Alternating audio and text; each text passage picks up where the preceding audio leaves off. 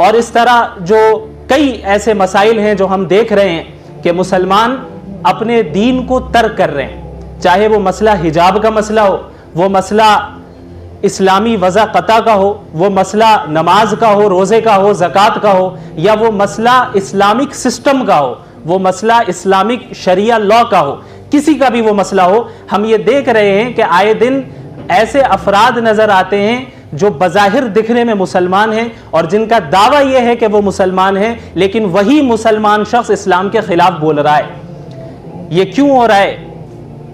इसकी वजह जाहिर है ये इर्तिदाद है, लेकिन उस इर्तिदाद की वजह क्या है, उसका सबब क्या है, असल उस पर गुफ्तगू होने की जरूरत है। लिव इन रिलेशनशिप का मसला हो, हिजाब को तर्क करने का मसला हो, ये सारी चीजें असबाब नहीं है, ये नताइज हैं। लिहाजा नताइज से ज्यादा असबाब पर गुफ्तगू होने की जरूरत है कि हम उनके इसके पीछे जो असबाब हैं उनको समझें कि वो असबाब क्यों हैं और क्या वजह है कि लोग उस तरफ माइल हो रहे हैं। लेकिन इस पर गुफ्तगू करने से पहले मैं एक चीज़ की वजाहत करना चाहूँगा कि अभी मैंने एक आयत आपके सामने पढ़ी।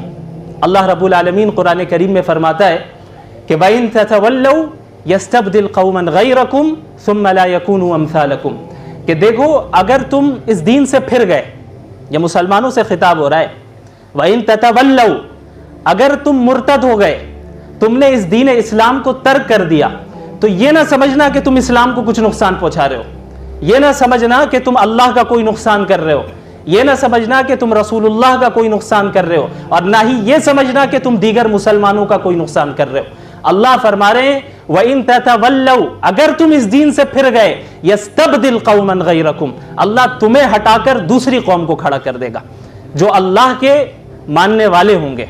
वो ऐसे लोग होंगे जो अल्लाह की इताअत करेंगे, वो ऐसे लोग होंगे जो बातिल ताकतों पर अल्लाह के दीन को तरजीह देंगे और मुआशरे के नजरियात पर अल्लाह के दीन और रसूलुल्लाह की सुन्नत को तरजीह देंगे। और ऐसा ही हो रहा है। आज जो इर्तिदाद की लहर भी बड़ी तेजी के साथ है, ये प्यू रिसर्च सेंटर की रिपोर्ट है कि हर साल तकरीबन 1 लाख के करीब मुसलमान इस्लाम को तर्क कर रहे हैं। कितने? 1 लाख, और ये तादाद कम है। ये वो तादाद है जो रजिस्टर जिनके मुतालिक कर दिया गया कि फुला ने मजहब को बदला या फुला मुस्लिम से एथिस्ट हो गया, मुल्हिद हो गया। बाकी ऐसी एक बड़ी तादाद है जिनको लोग जानते भी नहीं कि शायद ये मुर्तद हो चुके हैं, लेकिन हकीकत में वो मुर्तद है।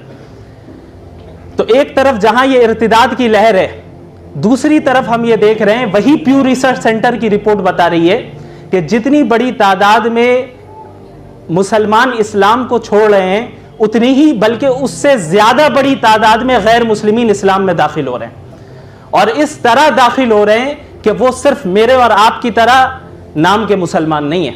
अगर आप उनके आमाल को देखेंगे, उनके ईमान, उनके तवक्कुल को देखेंगे, जो न्यू मुस्लिम्स हो रहे हैं, आप ताज्जुब में पड़ जाएंगे, हैरत में पड़ जाएंगे। अल्लाह ने यही फरमाया कि देखो अगर तुम फिर जाओगे, अल्लाह दूसरों को खड़ा कर देगा।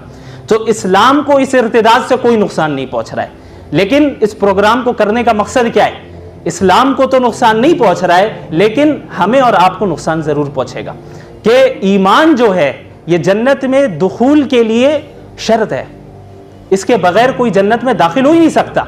अगर कोई ईमान से हाथ धो बैठा है, दुनिया जितनी भी दुनिया कमा ले, क़यामत के दिन वो जन्नत में दाखिल नहीं हो सकता।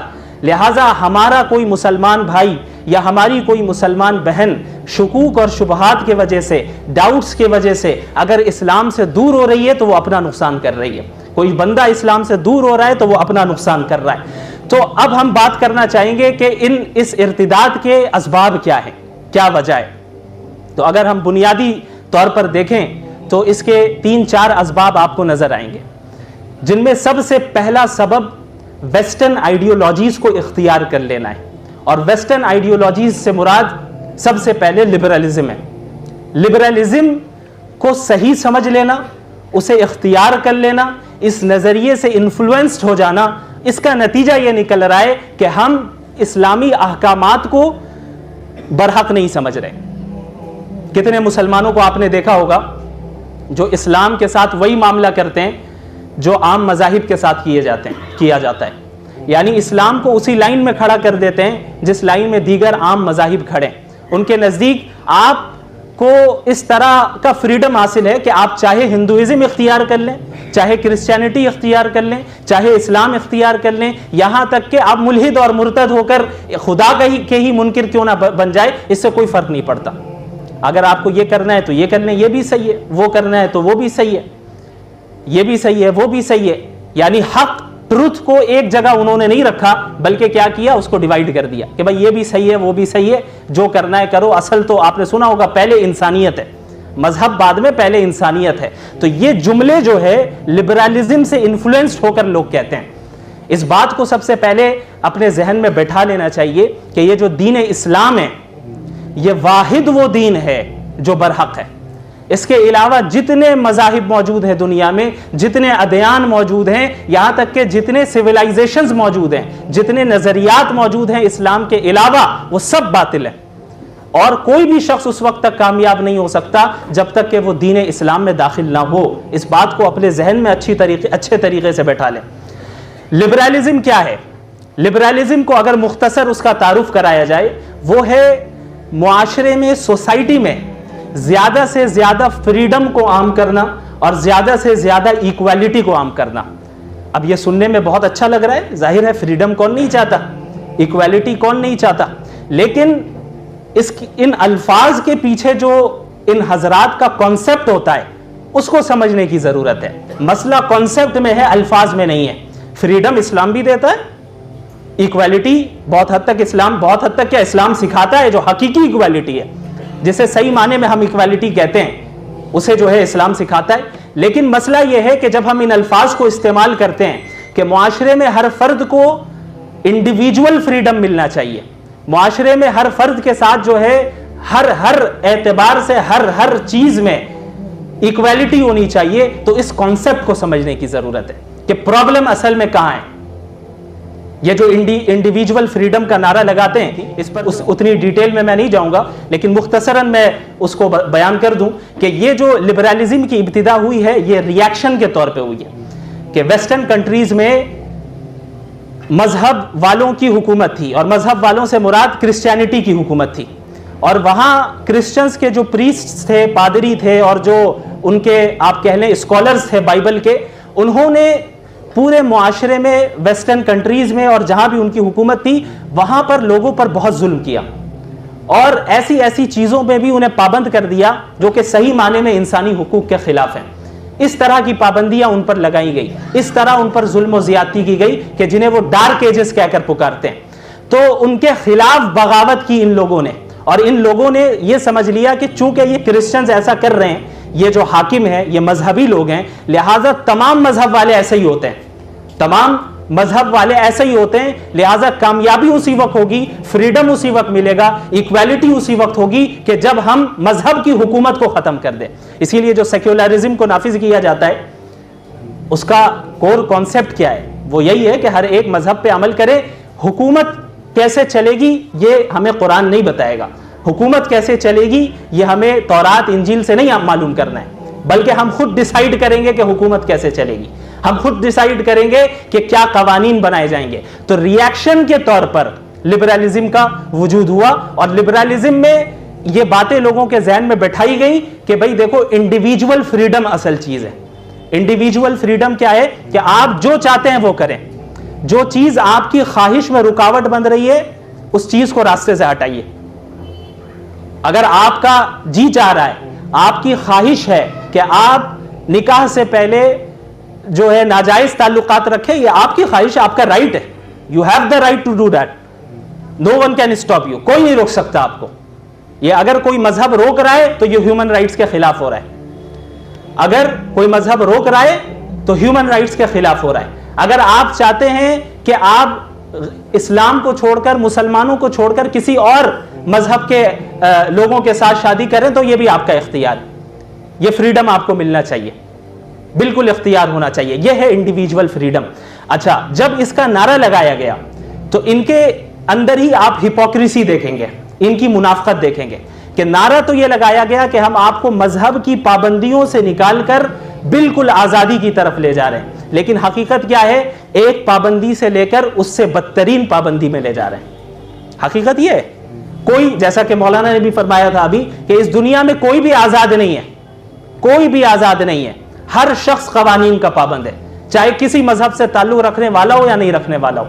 ये जो फ्रीडम फ्रीडम कहते हैं कि भाई एक लड़की की, एक मर्द की ख्वाहिश है कि वो गर्लफ्रेंड रखे, बॉयफ्रेंड रखे, उसकी इजाजत होनी चाहिए। मुआशरा कौन होता है रोकने वाला? क्यों? उसका फ्रीडम है, उसकी ख्वाहिश हो रही है। लेकिन अगर आप और हम कोई ऐसी ख्वाहिश करें जो उनके हुकूमती कवानीन के खिलाफ हो, तो फिर वहां पे इंडिविजुअल फ्रीडम नजर नहीं आता, बल्कि वो उसकी मुखालफत करते हैं और कोई उस वक्त फ्रीडम और इक्वालिटी का नारा नहीं लगाएंगे। तो मालूम चलता है इन्हें देखकर और इनके नजरियात को पढ़कर समझकर कि मकसद सिर्फ दीन से बेजार करना है, मकसद कोई आजादी दिलाना नहीं है, बल्कि मजहब की पाबंदियों से निकालकर, इस्लाम की पाबंदियों से निकालकर अपने बातिल पाबंदियों में जकड़ना, यह असल मकसद है। और पूरी दुनिया में अभी यही हो रहा है। इसी लिबरलिज्म के ज़िम्न में फेमिनिज्म का भी वजूद हुआ। फेमिनिज्म क्या है? विमेन एम्पावरमेंट, नाम बड़ा अच्छा है। जेंडर इक्वालिटी, बहुत अच्छी बात है कि जेंडर की बुनियाद पर डिस्क्रिमिनेशन नहीं होना चाहिए। उन्हें यह बता दिया गया कि देखो, सच यह है और सही बात यह है कि मर्द और औरत में किसी भी चीज में फर्क नहीं होना चाहिए, हर चीज में बराबरी होनी चाहिए। जब आपको हर चीज में बराबरी मिल रही है, तभी आप कामयाबी और आजादी की तरफ औरतें बढ़ रही हैं। अगर हर चीज में आजादी नहीं मिल रही है और हर चीज में मर्दों को जो करने मिल रहा है वो औरत को करने नहीं मिल रहा है, तो यह डिस्क्रिमिनेशन है। तो ये उसूल बैठा दिया गया। एजुकेशन सिस्टम जो हमारा है, जिसमें हमारे बच्चियां पढ़ती हैं 10-12 साल, वो इसी सिस्टम के तहत गुजर के उस एजुकेशन को हासिल करती हैं और उनका जहन वैसा बन जाता है। और खुद ब खुद एतराजात जहन में आने लगते हैं कि भाई ये मर्द तलाक दे सकता है तो औरत क्यों नहीं दे सकती? हिजाब औरत ही क्यों पहने, मर्द क्यों नहीं पहनेगा?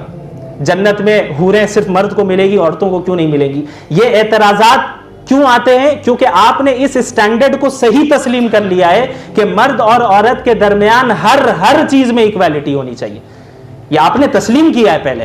तो सवाल इस उसूल पर होगा, बात इस उसूल पे होगी, बात इस पे नहीं होगी मर्द हिजाब क्यों नहीं पहने। बात इस पे होगी कि पहले आप जेंडर इक्वालिटी को साबित करके दिखाएं। फितरत ने जेंडर इक्वालिटी नहीं रखी है, वो किस तरीके से? इस बात को याद रखिए, इस्लाम जेंडर इक्वालिटी का कायल नहीं है, इस्लाम जेंडर जस्टिस का कायल है। जेंडर जस्टिस का कायल है, या दूसरे अल्फाज में आप ये कहें कि इस्लाम हर उस इक्वालिटी का कायल है जिसमें जस्टिस हो, जिसमें अदलो इंसाफ हो। लेकिन जिस इक्वालिटी में अदलो इंसाफ हो, उस इक्वालिटी को इस्लाम रिजेक्ट करता है। और यह जेंडर इक्वालिटी जो वेस्ट ने पेश किया है, जो हमारी बच्चियों, बहनों और माओं के जहन में बैठा दिया गया है, यह जेंडर इक्वालिटी ऐसी है जिसमें जस्टिस नहीं है, जिसमें अदलो इंसाफ नहीं है। वो कैसे नहीं है, अब इसे समझिए। आप फितरी तौर पे देखें और हर इंसान ये समझ सकता है कि, और साइकोलॉजिकली मेन एंड विमेन में कितने डिफरेंसेस हैं। ये मैं नहीं कह रहा, ये तो मैं ऐसा कहूंगा तो शायद जो लोग इन्फ्लुएंस्ड है लिबरलिज्म से वो कहेंगे हवाई फायरिंग कर रहे हैं। इसलिए मैं आपके सामने तमाम ये रिपोर्ट्स लेकर आया हूं आज। ये वो रिपोर्ट्स हैं, उन रिसर्च सेंटर्स की रिपोर्ट्स हैं जो मुसलमानों के रिसर्च सेंटर्स नहीं है, ये गैर मुस्लिमों के रिसर्च सेंटर्स हैं। ये वो रिसर्च सेंटर्स हैं जो वेस्ट में है, मशरिक में नहीं है। इन्होंने बयान किया, और ये एक साइकोलॉजिस्ट हैं पॉल इरविंग के नाम से, ये यूनिवर्सिटी ऑफ मैनचेस्टर जो कि यूनाइटेड किंगडम की यूनिवर्सिटी है, वहां के वो रिसर्चर हैं, रिसर्च स्कॉलर हैं। उनकी रिसर्च है और उन्होंने पूरी तफसील बयान की कि एक मर्द और एक औरत के दरमियान फिजिकली और साइकोलॉजिकली कितने डिफरेंसेस पाए जाते हैं। इतने डिफरेंसेस उन्होंने गिनाए, यहां तक कि इतना कह दिया उन्होंने, इतना यह भी कह दिया कि आप ये समझ लें कि नफ्सियाती एतबार से, psychologically men and women are different species, दोनों अलग अलग स्पीशी हैं, यानी अलग अलग अनवा हैं। इतनी बड़ी बात उन्होंने कही है। तो इस्लाम अदलो इंसाफ पर मबनी इक्वालिटी का तो कायल है। तो इस्लामी अहकामात जो हैं, अब जो एतराजात उमूमन होते हैं कि भाई मर्द कमाने के लिए जा रहा है, औरत भी कमाएगी, हम घर का निज़ाम क्यों संभाले? घर का निज़ाम हम संभालेंगे तो हम गुलाम हैं, हम पाबंद हैं, हम कैद हैं। आज़ादी उस वक्त होगी कि जब हम बाहर जाएंगे, उसी वक्त हम आज़ाद हो सकते हैं। ये हमें दबाया जा रहा है, हम पर जुल्म किया जा रहा है। इस तरह की बातें खुद ब खुद इन उसूलों के तहत उनके जहन में आती गई। तो अब इस्लामी अहकामात को अगर अब हम देखें तो हमें पता चलता है कि मर्द और खवातीन, जो मर्द हैं और औरतें हैं, बंदे होने की हैसियत से अल्लाह के नजदीक इक्वल है, बराबर है। किसी भी मर्द को किसी भी औरत पर मर्द होने की वजह से फजीलत हासिल नहीं है। किसी भी औरत को किसी भी मर्द पर औरत होने की वजह से फजीलत हासिल नहीं है, बल्कि जो फजीलत अल्लाह के नजदीक होगी वो ईमान, तकवा और आमाल सालिहा की बुनियाद पे होगी। कितनी औरतें ऐसी होंगी जो मर्दों से बहुत आगे होंगी जन्नत में, वो भी भाई वो सारी नेमतें उन्हें मिलनी है जिनका जिक्र अल्लाह रब्बुल आलमीन ने मर्दों के लिए किया गया है, सिवाय वो चीजें जो इंसानी फितरत के खिलाफ हो, वो नहीं। उसके अलावा बाकी सारी नेमतें मिलेंगी। जो जन्नत में नेमतें मर्दों को मिलनी है, इनको भी मिलनी है, इसमें कोई फर्क नहीं है। लेकिन मसला आता है कि इस दुनिया में जिंदगी कैसे गुजारनी है, इस दुनिया में जिंदगी में हमारा रोल क्या होगा, हमारा दायरा कार क्या होगा। तो जब जिम्मेदारी देने का मसला आया तो अल्लाह रब्बुल आलमीन ने, इस्लाम ने औरतों का दायरा कार अलग रखा, मर्दों का दायरा कार अलग रखा। उसकी वजह ये साइकोलॉजिकल और फिजिकल डिफरेंसेस है।